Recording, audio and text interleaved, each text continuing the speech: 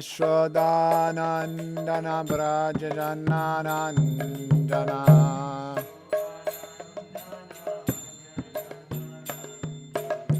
Yashodanandana Brajajananandana Yamuna Tiravanachari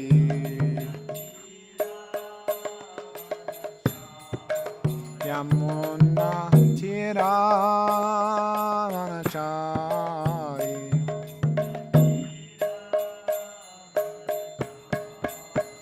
Jaya Radha Madhava Kunja Bihari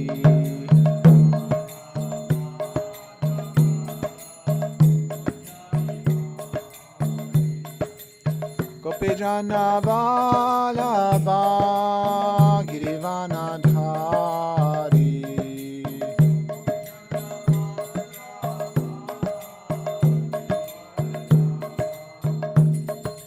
Gopijana Vallabha Girivanadhari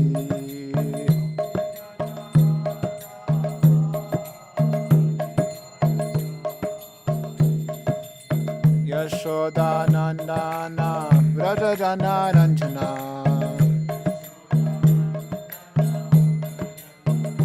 Yashodanandana Vrajajanarantana Yamunatira Vanachari Yamunatira Vanachari Jaya Radha Madhava Kunja Bihari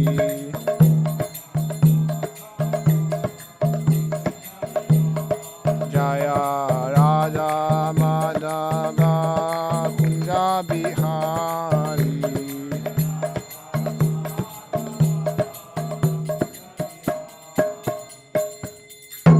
Jai Om Vishnupad Paramahamsa Pravikaradacharya Shotar Shatashishiman His Divine Grace A.C. Bhaktivedanta Swami Srila Prabhupada Ki Srimad Bhagavatam Ki Hare Krishna Namo Om Vishnupadaya Krishna Prasthaya Bhutale Srimante Bhaktivikas Swami Nityanamane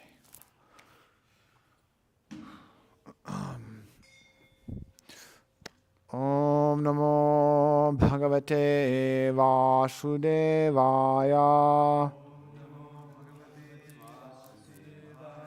Om Namo Bhagavate Vasudevaya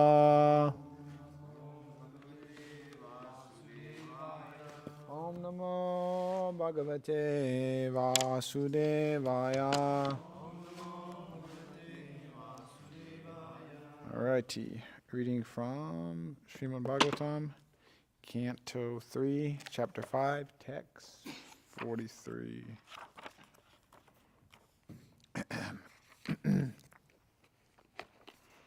Alrighty, so the word for word. Vishvasya, Janma, Sthiti, Samyama, Arte, Krita, Avatarasya, Para, Ambhujam, Te, Vrajema, Sarve, Sharanam, Yat, Isha, Smritam,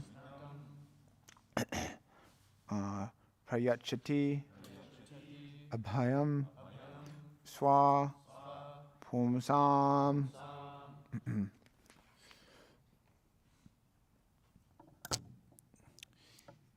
Vishvasya Janma Sthiti Samyamarte Kritavatarasya Padambujam Te Vrajema Sarve Sharanam Yadisha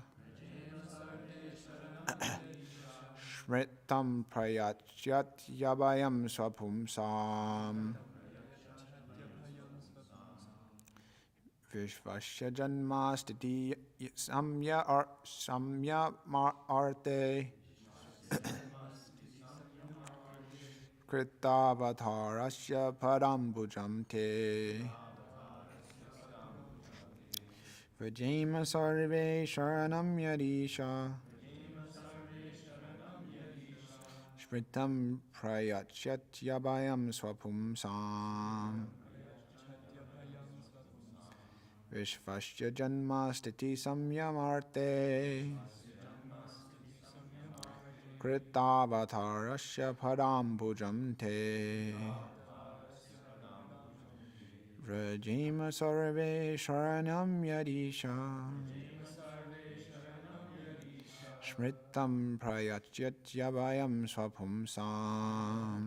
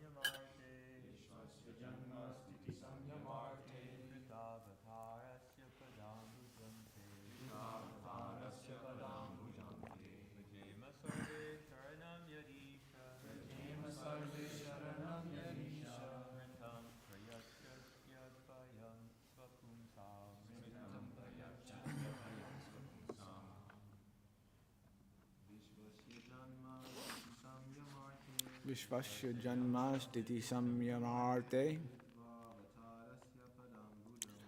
Kritavatharasya padambujam te.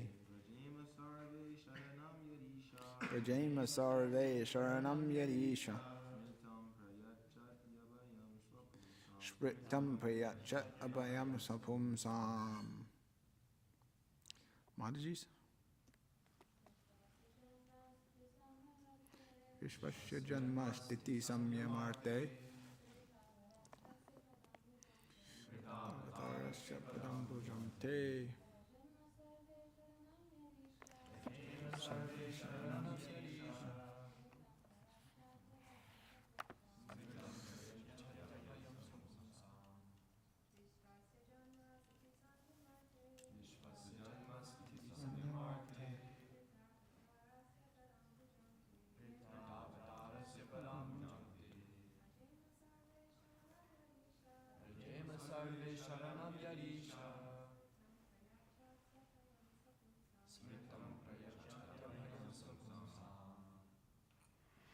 Alrighty.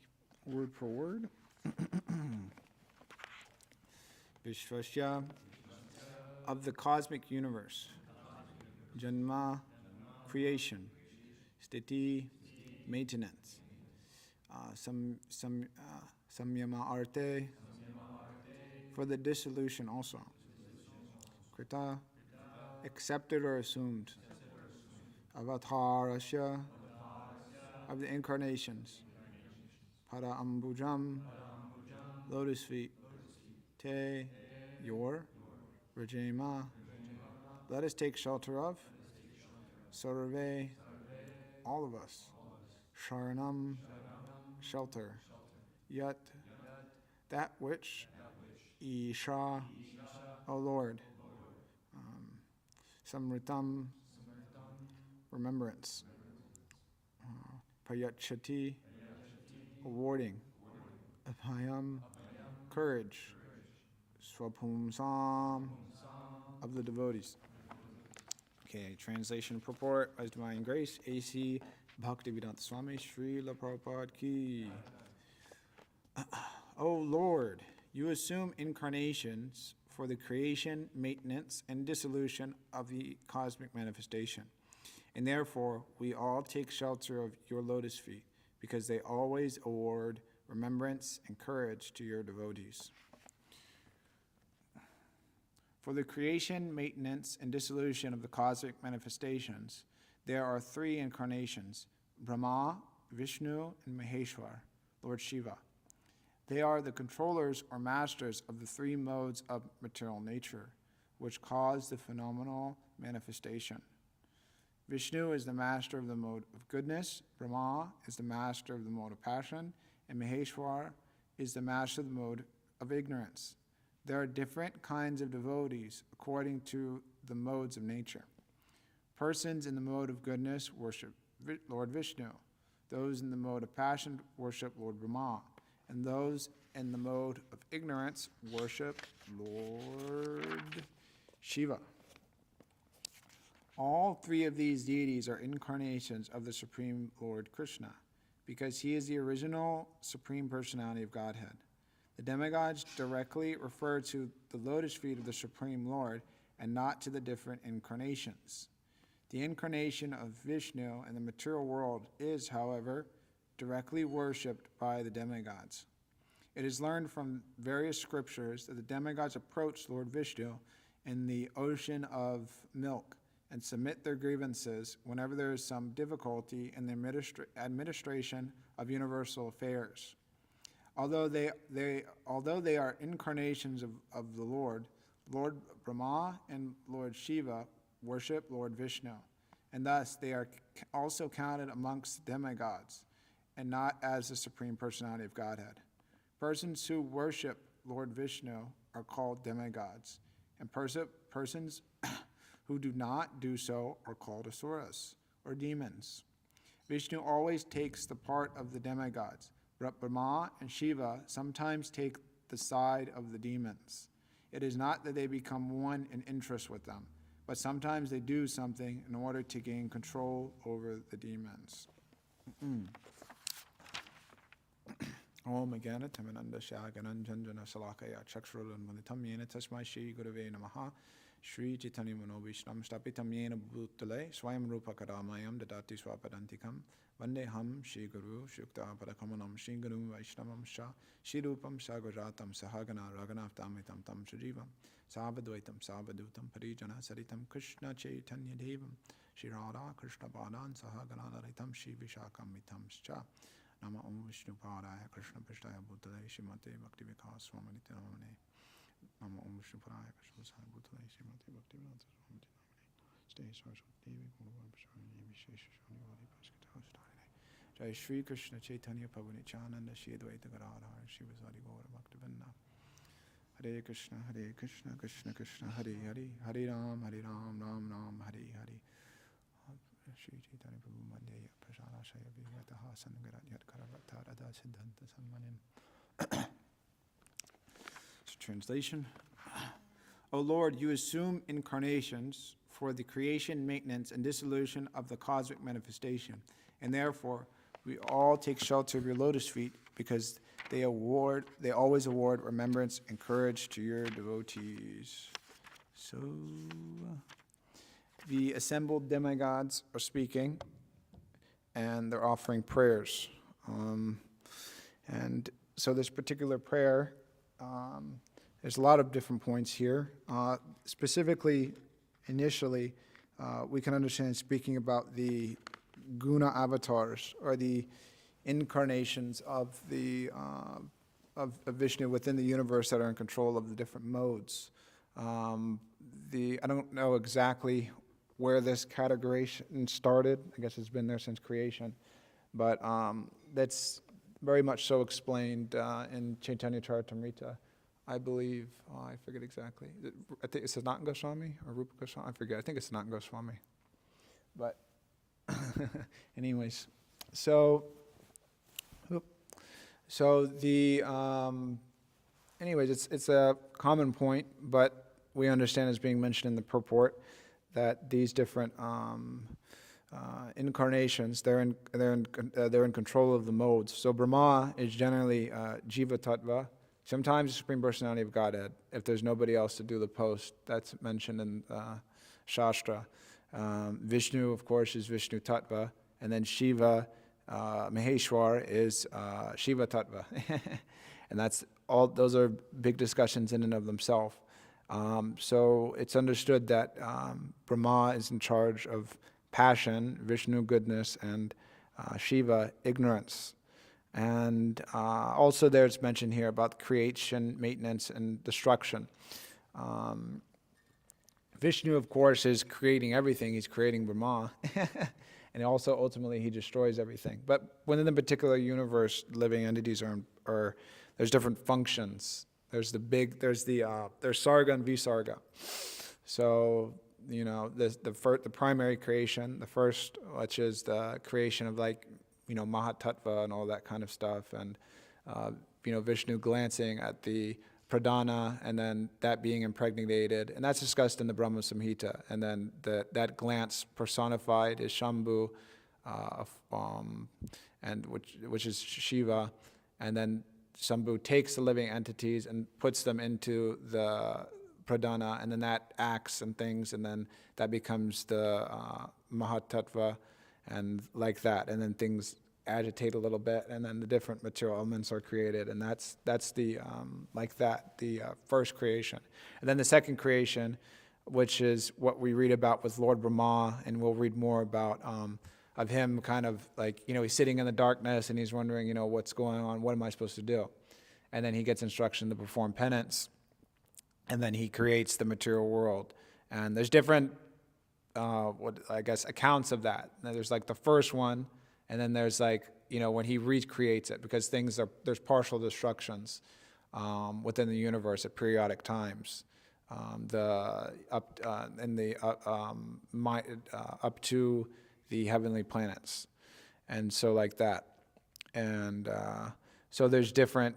So there's different these rules and different duties to do within those creations, and they're classified differently. And Shastra makes distinctions between those two things, because one major point is that prior to the secondary creation, most of the living entities aren't existing in material bodies. So from one understanding of that is that Vishnu is supreme, because he's existing before everything is existing in the world. In that sense, the living entities are existing, but they're in a sleeping state. They're not yet manifested. They're just hanging out, waiting to be created. And Brahma has to create everything like that. That's understood, creation, maintenance, and destruction. But I was thinking one interesting thought about this in general, at least from our own experience, we can see it's pretty simple and straightforward. Like if I say the controller or the head of the United States, the president, and immediately we know, okay, like Trump, and then in Russia you have Vladimir Putin, and then Modi's in India. It's easy to see okay, in charge of that particular land or whatever, or a house or something. We go knock on the door, and their person's name is my name is whatever. I'm in charge of this house. I own it. I can show you the papers and whatever, and like that. Or I can say here I own my charter. It's you can tangibly see that. But I was thinking here, at least with the modes of goodness, passion, and ignorance, it's much more subtle than that. How it's hard for us to see, or and I mean it's especially in the Western world, it's hard for Western minds to conceive of somebody in charge of subtle things like that, and then they pass it off as just whatever mythology and things. But it's something so subtle, and then it's how is someone in control? How do you control those things? How is that possible? Anyways, this is what Shastra says. It's beyond my intellects to see that, and also beyond my experience to see that. Because one thing to understand with Shastra also is that Shastra explains everything and gives us everything we need in order to go back home, back to Godhead. But in different places in the universe, people's experiences are much different. For instance, in the heavenly planets or whatever, we're reading in the purport, they directly go to Vishnu. It's not a question of does Vishnu exist or does he not exist? It's they're there at the milk ocean. Is there a milk ocean or is not a milk ocean? It's they're standing in front of it. It's it's not a question of does it exist or does it not exist? Is this all real or not real? It's there's Vishnu right there. There's Brahma. He's we see in the Krishna book when the demigods all went with Brahma to the milk ocean. They offered prayers and things, and then Vishnu spoke to Brahma telepathically. He conveyed something to him. And so it was understood. It was like, okay, like that. It wasn't like nowadays those things was considered a pseudoscience that is not really real, like psychic abilities and stuff like that. It's you can't really prove it exists. But it's like, it's a whole different like function of reality in the heavenly planets, and the hellish planets also. We can't really understand that. Like in some of the hellish planets, there's no sunlight. So they're living in an existence without like sun. So anyways, the point is that like these different places in the universe, the living entities have a different perception and understanding of reality. Of course, particularly this planet is best suited for God realization. So the Shastra makes that point. So the point is that we have to have our basis and understanding based on Shastra. And some things that may be beyond our ability to understand, we just have to accept the verdict of Shastra, and that sometime we'll understand it in the future. Like we see in Ramayana, actually, I think was it Kabanda was a demon. So he was cursed, I believe. I forget exactly all the details. He had like assumed some ghastly form, and then I think he agitated some sages, and then they cursed him. Okay, you keep this form. So, anyways, became like a Rakshasa, and so he was.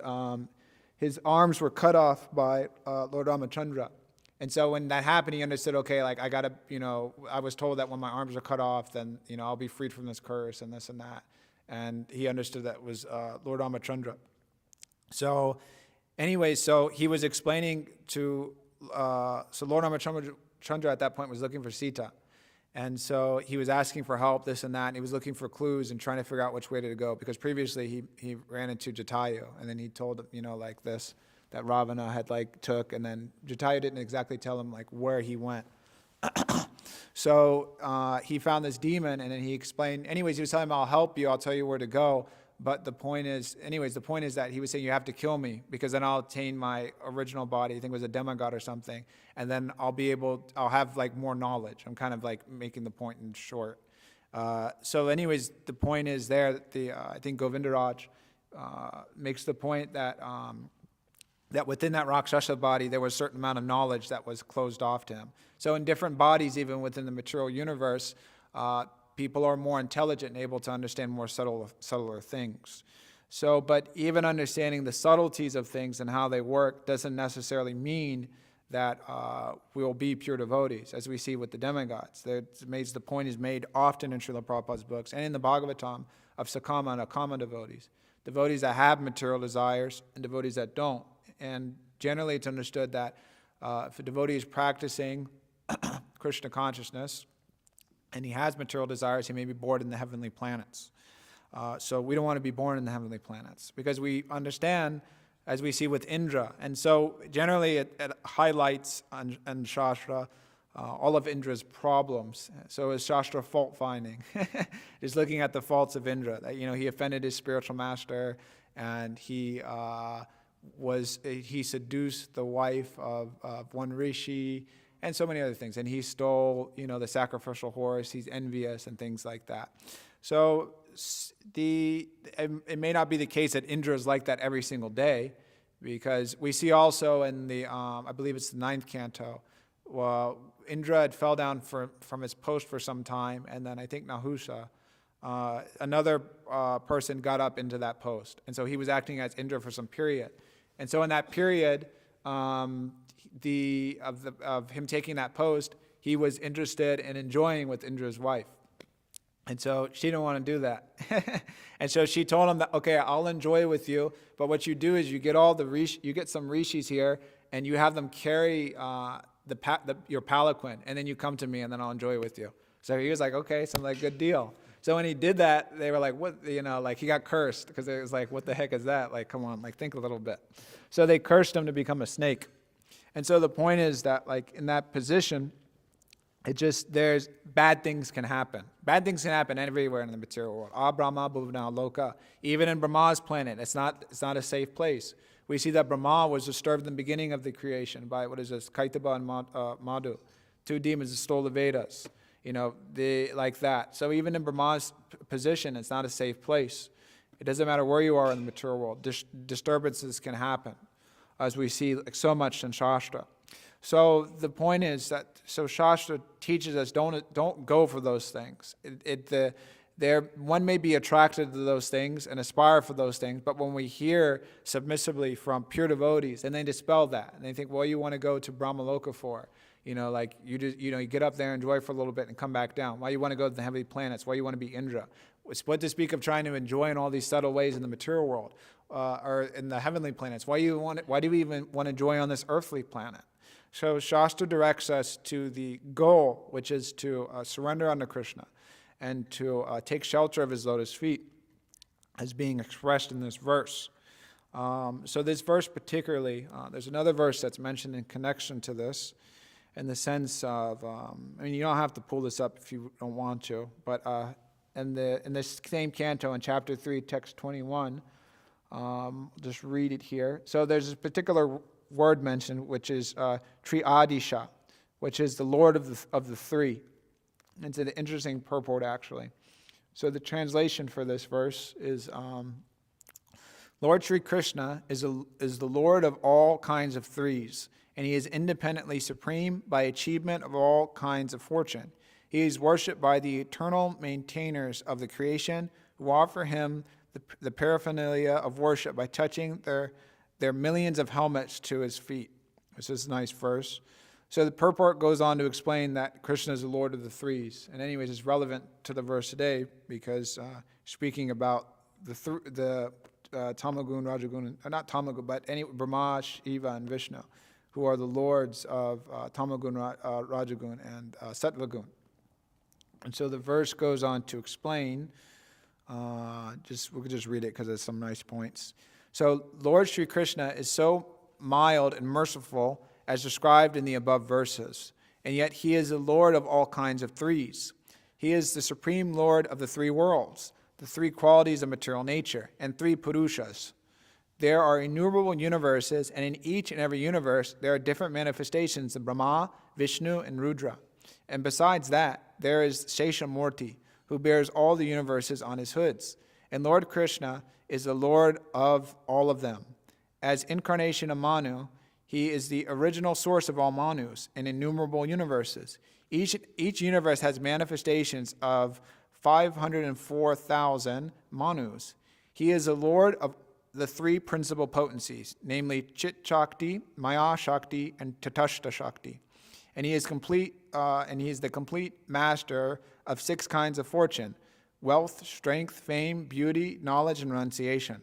There is none who can excel him in any matter of enjoyment, and certainly there is no one greater than him.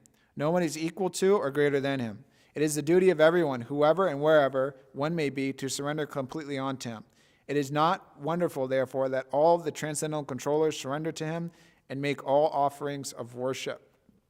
So this is, anyways, a nice verse and purport describing Krishna, how he is the Lord of the threes. And so anyways, in Shastra too, there's misconceptions, and we won't get so much into that, about how, the different, like, who is supreme? Is Shiva supreme? There's that in Shastra. Is Brahma so much, I don't really think people say, so much is Brahma supreme. I think that's kind of gets glossed over. It kind of seems like it goes down like Vishnu or Shiva. Brahma doesn't really seem to be so popular and this day and age as much as Shiva is. I mean, they see if you go and you look, Shiva's popular, Ganesha's popular, amongst whatever New Age things. Durga's popular. Brahma is not so popular. He didn't, whatever. He didn't make the cut in Kali Yuga.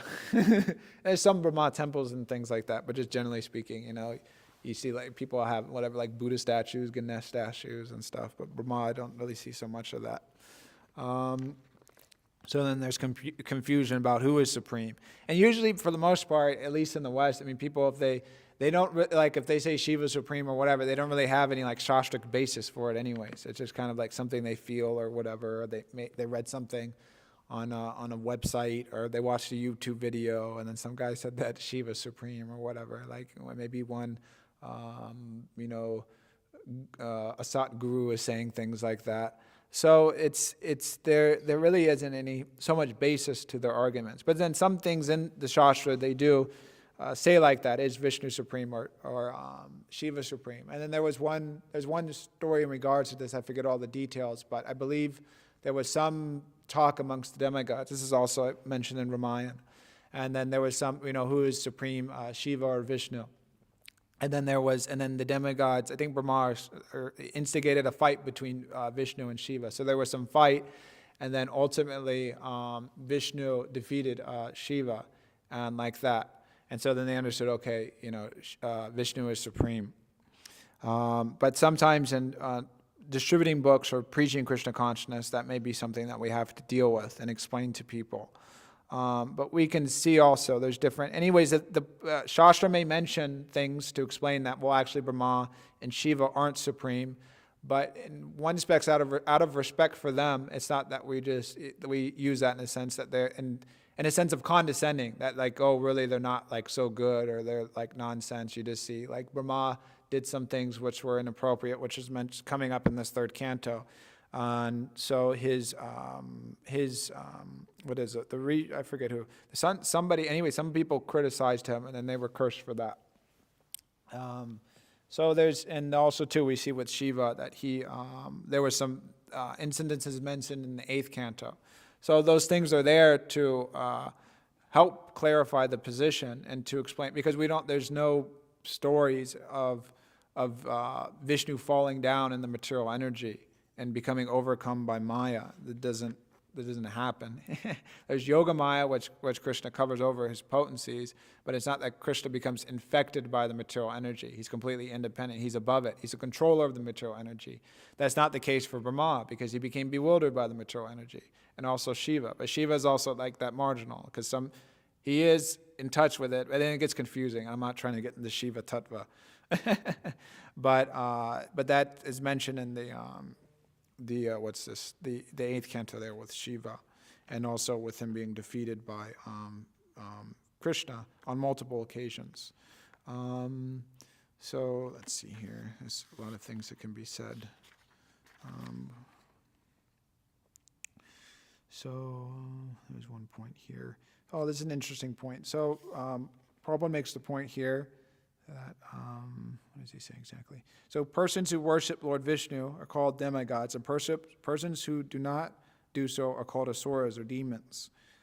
There's different ways of understanding that. So one important point here, as we see in the past, because the point is it's not exactly that just because someone is a demigod, that it's like that they're automatically like a pure devotee or devotee or something, and that just someone's a demon or whatever, born in demoniac family, they're automatically a demon. Because we see too with this pastime with Vritasura in the 6th canto, that in that instant, Indra had to kill Vritasura, but Vritasura was a pure devotee. And we see with those prayers that he offers, let's see if I can remember any of them. What is this? Anybody remember any of those? If I get like one word, let me pull those up. I'm trying to remember. Anyways, I remember part of it. Gridvakt karma kalo tukayaha. So he offers different series of prayers. What is it? Can someone pull that up? Anybody who's in charge?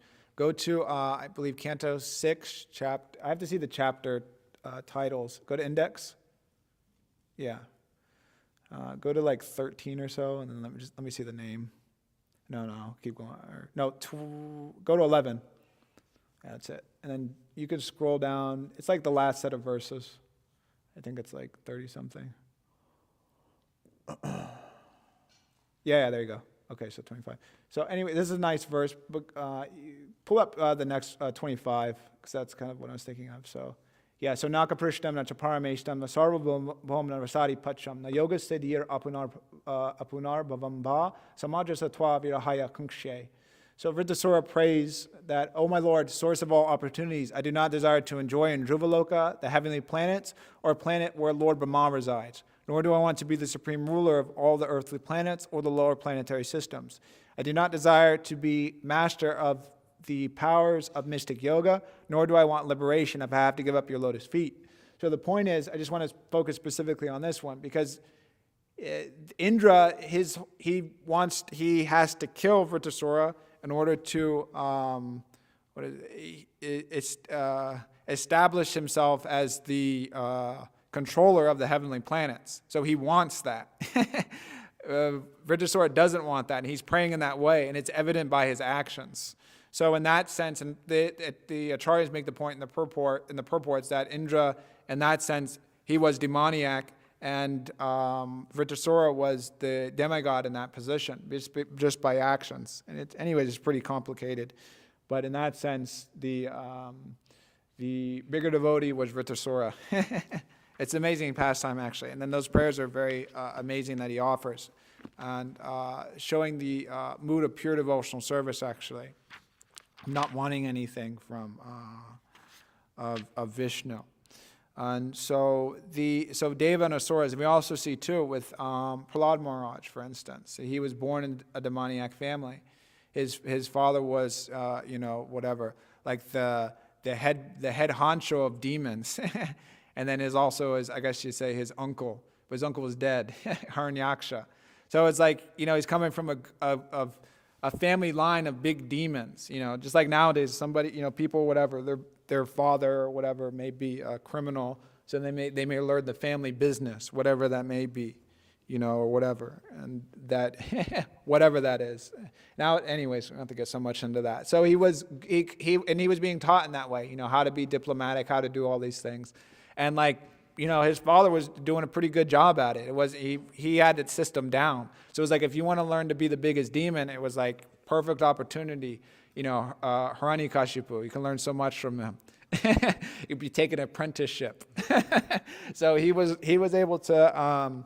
He had that opportunity, but he was a pure devotee, and he was born in that family. So then it's like. So even though he was born in that family, he had that association. He was educated in that way by Sunda and Amakar. He wasn't a demon. He was pure devotee. And that was bewildering for the demigods, actually, because Indra came and they wanted to perform. I don't know. Anyways, he didn't want to do an abortion, but he wanted to kill Prahlad Maharaj once he was born. So they captured Kayadu and they were waiting. And then Narada Muni came and was like, what are you doing? And then they were like, this child, Hiranyakashipu is such a big demon. Because at that time, Hiranyakashipu was doing his austerities, and he was causing disturbance. And so they were like, he's such a big demon. And then they already had experience, too, with Haranyaksha, causing so many problems, knocking the planets out of orbit, running around. And Haranyaksha was disturbing Varuna and making a big scene and everything like that. And it was just annoying, and it was already annoying previously, because before that there were so many calamities, actually. And we'll read that in the 3rd canto, because Kashyapa had engaged in sex life with Diti at the inappropriate time. There was no Garbhadana Samskar, and she was nagging him like anything. And Prabhupada makes the point that, that she was nagging him like some shameless prostitute. And he gave in to that. And satisfied her desire and gave her children. And so anyways, all these calamities are happening when Haranyaksha and Hiranyakashipu are in the womb. With like blood's falling from the sky, there's like tornadoes, all these calamities and things. And so anyways, so demigods are wondering like, what the heck is going on? And so Brahma tells them that, well, actually what's happening here is that, so this inauspicious thing happened, but also when my sons, the 4 Kumaras, they went to Vaikuntha, there was some conflict at the door, because Jai and Vijay, they wouldn't let them in, and they wanted to see Vishnu, but Jai and Vijay were like, no way, like you guys are not qualified to enter. You're not pure devotees. It's like, what is, like, stop, like that. And then anyways, so he said, stop. And then they got fried out and was like, what the heck is this? Like, we're Brahmin, like that. Or not like, they weren't saying like that, but like, we want to see Vishnu, and they were angry. So then they cursed them. And then there was a whole situation going on outside one of the gates of Vaikuntha. And then Vishnu came personally. The Acharyas describe that was arranged by Vishnu. And there's the back meaning to that, of course. But that situation was arranged to teach many different things. So that situation arose. So they were cursed, and then they came to the material world as demons. And there's a lot to be said about that, but I won't say so much about that. So they came. So anyway, so Brahma was speaking like that. So that's what happened. So these aren't ordinary demons. They're demons from Vaikuntha, and like that. They're super demons. So it's just like, it's like the topmost of demons are coming. And so it's like, anyways, and with the Vishwamshtara Thakur makes a point that Vishnu wanted to fight, and so anyways, they came down also to fight with Vishnu, and put up a good fight also. So anyways, then they're like, oh my God, they're demons coming from Vaikuntha. Anyways, they were saying like that, but it was like, oh no. So anyway, so they were born, and then like we did immediately, they said they already had some Shakti and some powers, and they did some austerity, and they just terrorized everything. So the demigods, anyways, they're already like thinking that like, okay, like we have to kill like this, like Prahlad, like immediately before, like right as he's born. So Narada Muni comes and is like, don't do it. Like he's a great devotee.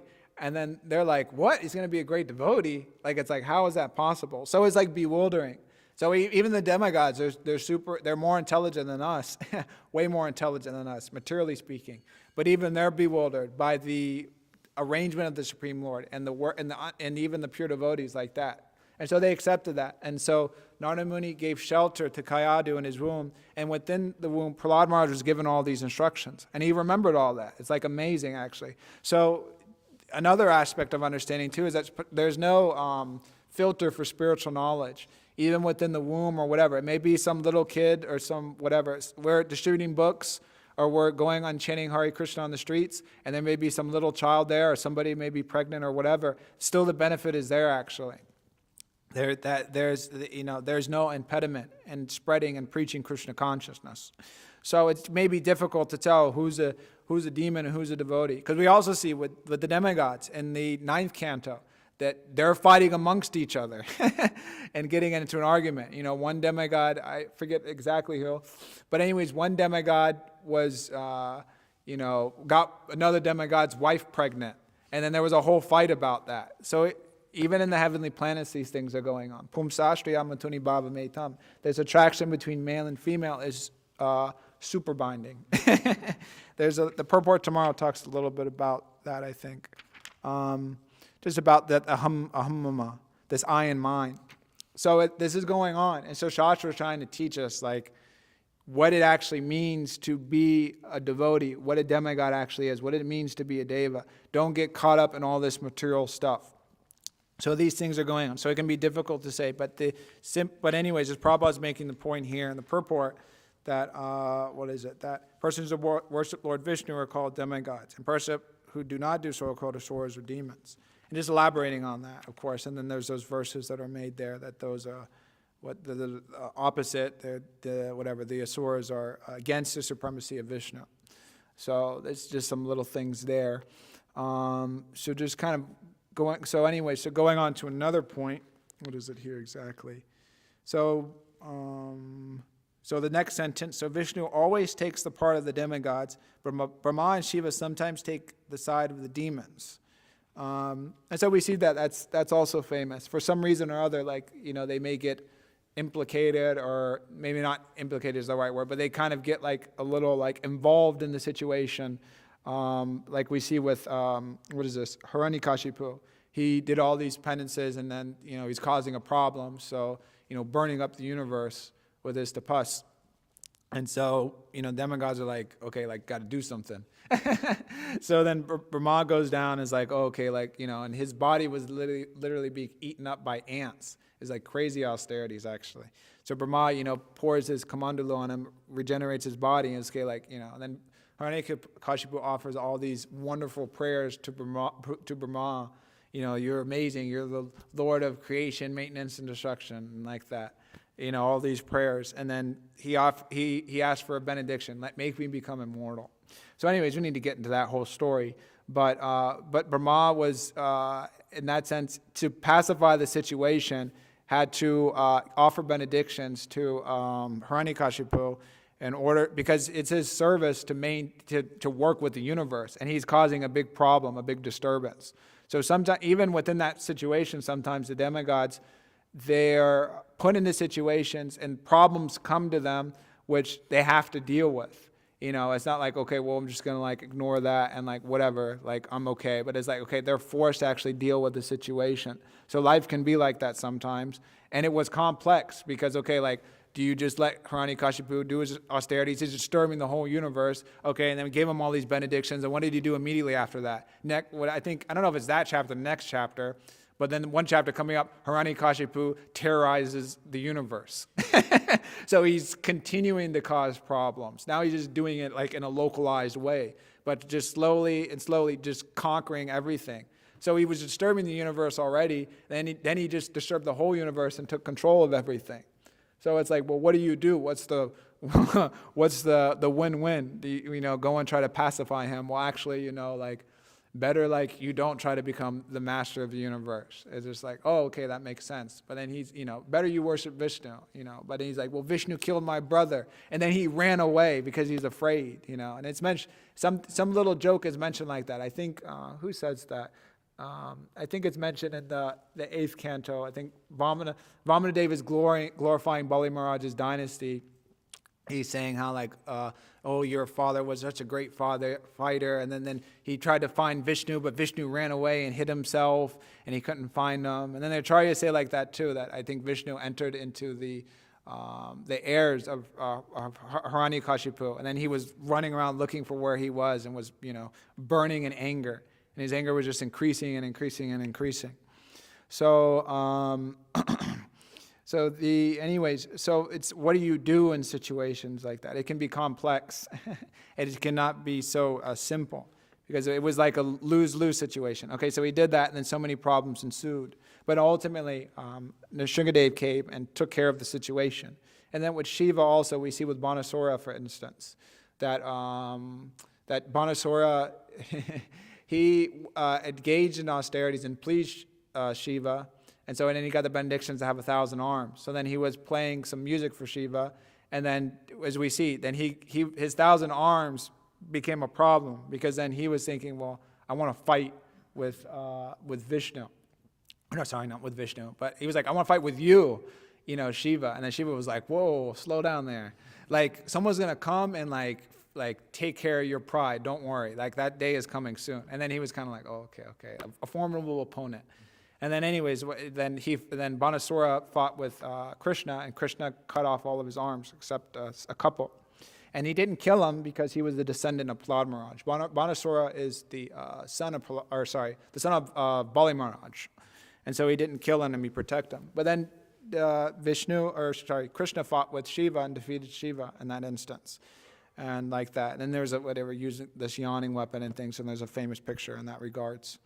So this is the situation. So specifically with this verse, I'll just make a couple other points, and then I guess we can stop. So this verse is mentioning a couple things which I thought was important.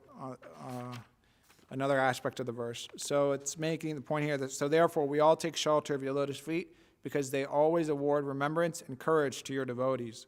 So Sharanam, and then we have here Shpritam and Abhayam. And I'm not going to speak on Abhayam so much, but it's interesting because I think this is the only place where Prabhupada translates that as courage. Usually he translates that as fearlessness. Bhaya means fear, Abhaya means without, so without fear. So that's interesting there, a little detail. So Smritam, remembrance. There's a couple verses that talk about remembrance. There's one verse here in the 2nd canto. Just read that here. So just going through the translation. So let me offer my respectful obeisances unto the all-auspicious Lord Sri Krishna, about whom glorification, remembrances, audience, prayers, hearing, and worship can at once cleanse the effects of all sins of the performer. So just reading this here, just the effects of remembering Krishna, that they clear away all sins. That is very purifying. And then the next verse here, this is in the 8th canto, chapter 10. So, as the dangers of a dream cease when the dreamer awakens, the illusions created by the jugglery of demons were vanquished by the transcendental prowess of the Supreme Personality of Godhead, as soon as he entered the battlefield. Indeed, simply by remembrance of the Supreme Personality of Godhead, one becomes free from all dangers. So, it's important, and I'll read some other things here. So, remembrance of Krishna and his devotees is crucial to our spiritual life, actually. Because, well, ante narayana smritihi. At the time of death, we're trying to think of Krishna. But it's not that only at death we're trying to think of Krishna. We're trying to think of Krishna before death. Trying to think of Krishna the whole time. What is it? That all the rules and regulation, what is it?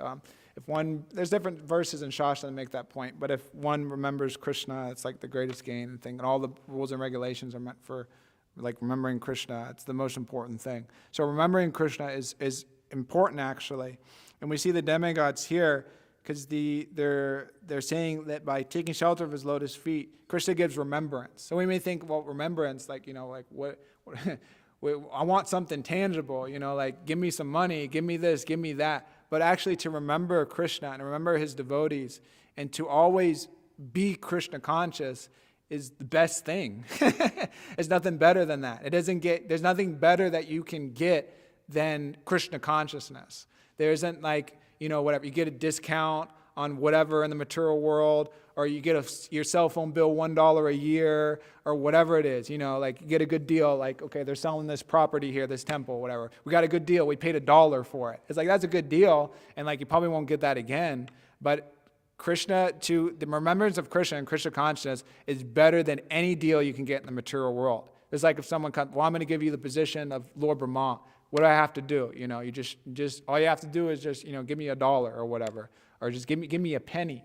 And it's like, well, that's a pretty good deal. Krishna consciousness is way better than all that. It's in a completely different category. And the pure devotee, Srila Prabhupada, especially in his purports, he always stresses that point about pure devotional service, how great that is. And we also see in Shastra too the effects of not remembering Krishna, how that's bad. And we'll read a couple verses there. Let's see here. So I have this verse.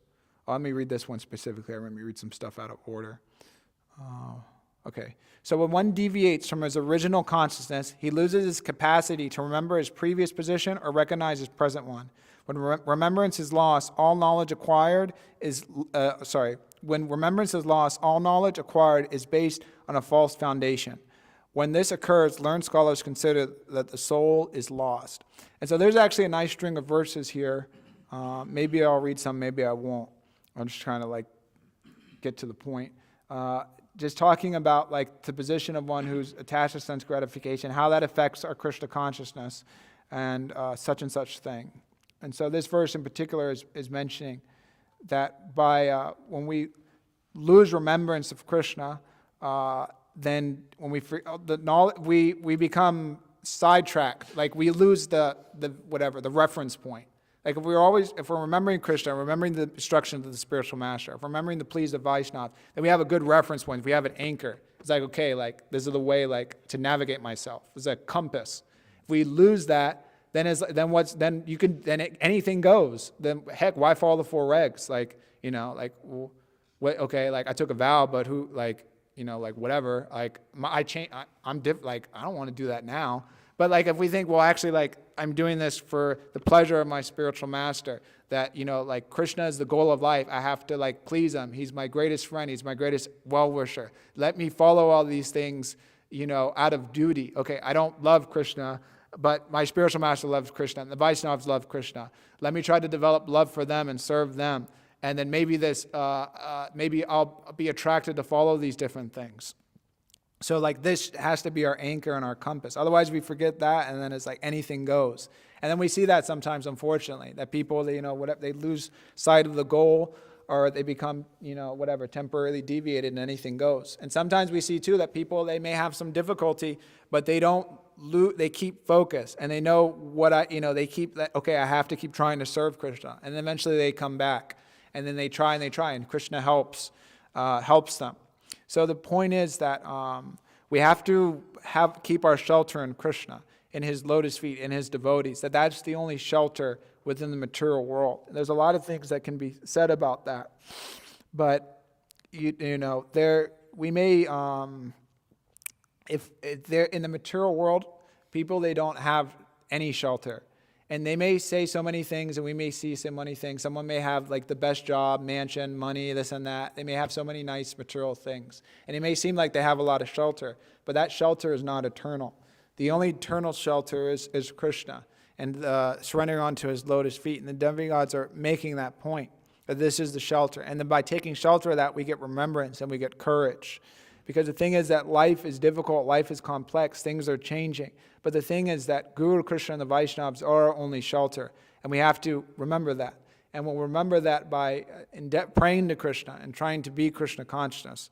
Because the thing is that only Krishna's lotus feet will eternally give us remembrance and courage. There's nothing in the material world that's going to bestow that.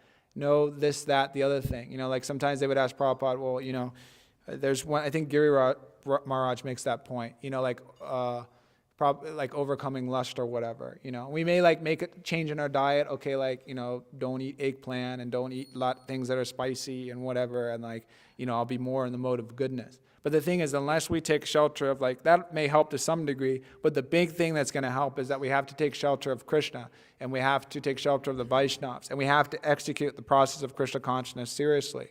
Because that's the only thing that's going to purify us, and that's what's going to give remembrance, and to give courage also to face difficulties that arise in life, that arise when practicing Krishna consciousness or whatever it is. And if we have that faith and we endeavor in that way, then whatever life throws at us, and Krishna makes that point to Arjuna in the Bhagavad Gita. Maybe you can pull that verse up, and then we can open for questions. So 18. Go to the index. I think it's around verse 59 or 57 actually. Go to verse 57. It's an important verse actually in Bhagavad Gita. Slow down. Okay, go down. I think it's 59. Oh no, 58. Yes, 58. I'll read those. Stay at the index. Just go up. You can hit the back thing. Yeah. So okay. Yeah, this is it. Okay, so Krishna tells Arjuna here towards the end of the Bhagavad Gita, if you become conscious of me, you will pass over all the obstacles of conditioned life by my grace. If, however, you do not work in such consciousness, but act through false ego, not hearing me, you will be lost. So that's kind of like our situation in life sometimes. If we're conscious of Krishna, and it wasn't necessarily that just because Arjuna became Krishna conscious, that all the problems disappeared. That you became Krishna conscious, and then within the heart, Duryodhana suddenly had a change. That actually you can have everything. I don't want to fight or whatever. And then everybody's peace. Krishna, give peace a chance. So it wasn't that necessarily what happened. Krishna wanted the fight to happen. So the point is that if we become Krishna conscious, there's going to be obstacles in life, but Krishna will help us overcome them. And we'll be able to see Krishna within those obstacles and not see, Krishna is here when the times are good, and when the times are bad, where is Krishna? But we'll be able to see when the times are good or the times are bad, we'll be able to see Krishna's hand in that. And sometimes that may take years to see that, looking back. I think about some of my situations I went through in life, difficult situations in Krishna consciousness. And then at the time, it was where's Krishna's hand in all that? And so many different things. It's whatever. And I don't want to get in all the details, but it was where was Krishna in those situations? But then looking back, I see, actually that helped me in so many different ways, because it helped me become more mature in Krishna consciousness. And it helped me to be more serious about my practice, and it helped me to be more introspective, and also to treat devotees better, and so many different things.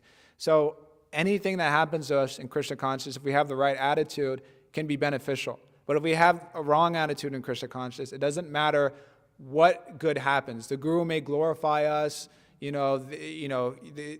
may, so many different things may happen. The Guru may glorify us, may give a whole class about us. But if we have a bad attitude, then we think, actually, he could have said more, or I'm better than he didn't say my complete glories. So Rupa Goswami or Prabhupada makes the point that one's attitude in Krishna consciousness depends on the practitioner of the follower. So those are some things to meditate upon. But anyways, if there's any questions or comments about anything, we can go at that now.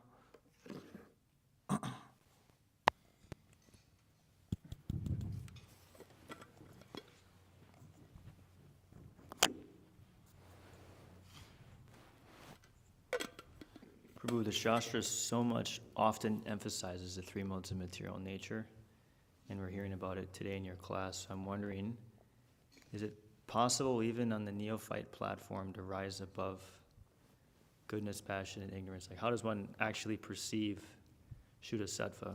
Yeah. Because we're encouraged to move towards transcendence. Yeah. But is it possible to experience Shuddha Sattva in the neophyte stage? Well, probably different ways of answering that. Krishna makes a point in the Bhagavad Gita. What is this? I'm trying to think how that verse starts. I know how it ends. Brahmabhuyayo kalpate. How does that verse begin? Mam chayo vibhacharina bhakti yogena sevate sagunan samatitai tan brahmabhuyayo kalpate. So Krishna makes the point to Arjuna in the 14th chapter, I believe, that by pretty much by engaging in devotional service, like intensely and strictly, one can rise above the modes of material nature. And so we see that the acharyas that they give, Srila Prabhupada and our spiritual masters, they give rules and regulations and instructions by which we can move out of the modes of material nature. And then sometimes with executing Krishna consciousness and following the orders of the spiritual master, we get like a little drop of like what it means to, what it feels like to be Krishna conscious. And then what's kind of like, waiting at the end, like if we, keep going forward with the process. So we can get little glimpses and things like that. If we follow the instructions of the spiritual master and Shastra perfectly, there'll be like some glimpses there and things like that. So anyways, the way to rise above it is to engage in Krishna consciousness under the orders of the spiritual master. And Krishna tells Arjuna he can do that too in the Bhagavad Gita. So it's a couple things.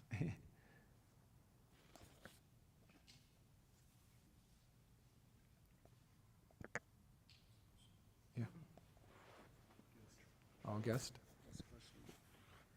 All right, you can go. Hare Krishna Prabhu, Dhanava Pranams. I had a comment. When you was talking about Vichasura, you can see, his intelligence. It was like based on serving Krishna. It was based on serving he was actually fighting for Indra, basically. So we can see many times that, they're depending on their situation, depending on where the status is at, they might do devotional service based on the different, actually, I've been trying to notice it a little bit on the senses, on the mind, depending on different activity. But when I see like the highs that I saw so far was on the intelligence, which is that pastime that you were talking about. And, that's one of my favorite. Also, you were talking about Brahma, I think he had something to do with his wife. That's why he's not popular. His wife cursed him or something. So not to be worshipped. Yeah, I think so. Yeah. Sorry. No, continue. I'm going to continue. You can keep going. Oh, yeah. I think that was it. That was it. Thank you. Okay. Jai, thank you. Thank you. Anything else?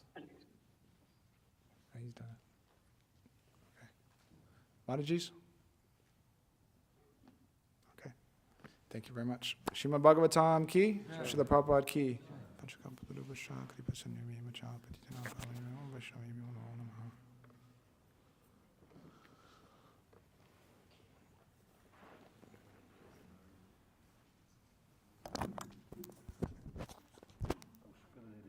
Ram asked a question. He asked a question. Okay, thank you.